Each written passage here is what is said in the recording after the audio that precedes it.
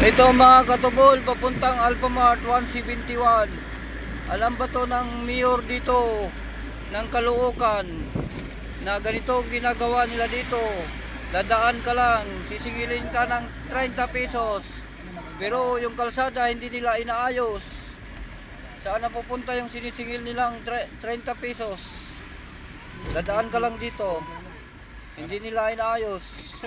Ito, mga katubol, nandito kami ngayon.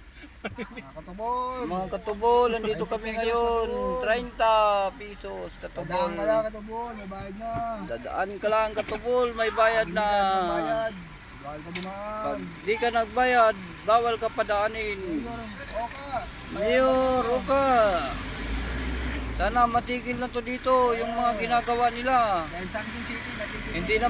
Hindi naman to toll gate para pagbayarin ka. Imbis pang merienda na lang sana. Wala pa. Pero yung kalsada hindi maayos. Paano ba to, Mayor? Sana ito yung matutunan mo namang pansin. Pagtutunan ng pansin na itong ginagawa nila dito, di maganda. Katubol, sana mag-viral to yung aking blinablog. Halo. Share lang idol. Pa-share naman kayo dyan kung nagustuhan nyo yung aming post. Papunta kami ng Alphamart 171.